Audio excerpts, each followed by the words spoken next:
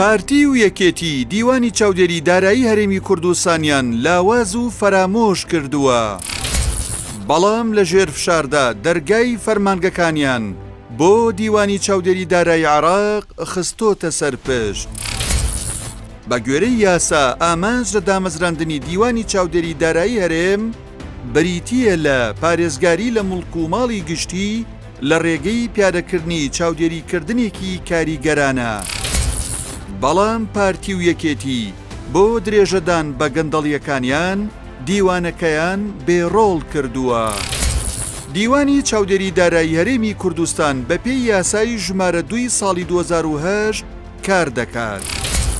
بە پێی یاسا دیوانی چاودێری دارایی هەرێم ئەم ئەرکانەی هەیە: پشتگیرین و وردبینی مامەڵەکانی خەرجیەکان لەبارەی موچە و دەرماڵە و پاداش، دڵنیابوون لە بەکارهێنانی دارایی گشتی بۆ ئەو مەبەستانەی بۆی تەرخان کراوە، پشتگیرین و وردبینی مامەڵەکانی خەمڵاندن و بەدەستهێنان و وەرگرتنی داهات، ڕایخۆی لەسەر خشتە و بەیاننامە و ڕاپۆرتە پەیوەندیدارەکان بە ئەنجامی کار و چالاکی دارایی بۆ ئەو لایەنانە دەردەبڕێت، دەرخستنی بەڵگەکانی گەندەڵی و فێڵکردن و بەفیڕۆدان و خراپ بەکارهێنان و بێتوانایی لە کاروباری وەرگرتن و خەرجکردن و بەکارهێنانی دارایی گشتی لە ئەنجامی وردبینی و هەڵسەنگاندنی کار و چالاکی فەرمانگەکان. بەسەرچوونی ماوەی سەرۆکی دیوانی چاودێری دارایی هەرێم. سەرۆکی دیوانی چاودێری دارایی هەرێم لە 7 پێنجی ساڵی 2014 سوێندی یاسایی خوارد و لە 7 پێنجی ساڵی 2018 ماوەی بەسەر چووە.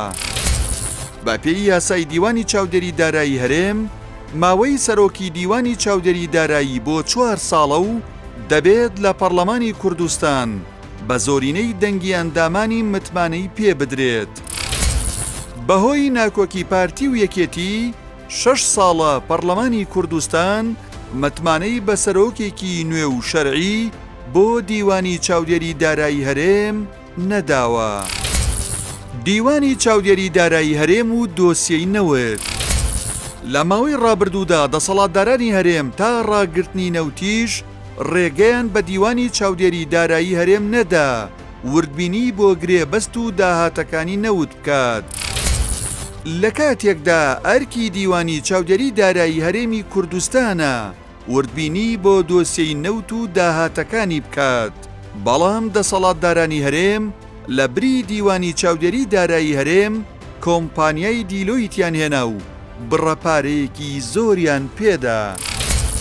کۆمپانیای دیلۆیتیش لە هەموو ڕاپۆرتەکانی باس لەوە دەکات داتاکانی بۆ ئەنجومەنی هەرێمی نەوت و غاز ئامادە کردووە لە بەردەم لایەنی دیکە بەرپرسیار نییە.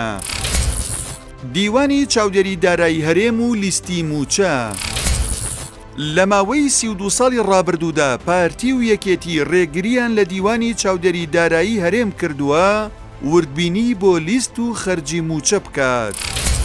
ئەگەر ڕێگەدرا بە دیوانی چاودێری دارایی هەرێم کارەکانی خۆی بکات، ئێستا هەرێمی کوردستان خاوەنی لیستێکی ڕێکوپێکی موچە دەبوو. مامەڵەی دەسەڵاتدارانی هەرێم لەگەڵ دیوانی چاودێری دارایی هەرێم و عێراق. دەسەڵاتدارانی هەرێم لە ڕابردوودا دیوانی چاودێری دارایی هەرێمی کوردستانیان فەرامۆش و پەراوێز خست بوو، بەڵام لە ئێستادا ترسیان لێنیشتووە و لە ژێر فشاردا دەرگایان بۆ دیوانی چاودێری دارایی عێراق کردوتەوە. لە ماوەی ڕابردوودا دیوانی چاودێری دارایی عێراق چەندین گەندەڵی گەورەی لە لیستی موچە و دۆسیەی نەوت و داهاتەکانی ناوخۆ ئاشکرا کردووە. بۆ ڕاستکردنەوەی لیستی موچەش دیوانی چاودێری دارایی عێراق چەندین تێبینی ئاڕاستەی وەزارەتی دارایی عێراق و هەرێم کردووە.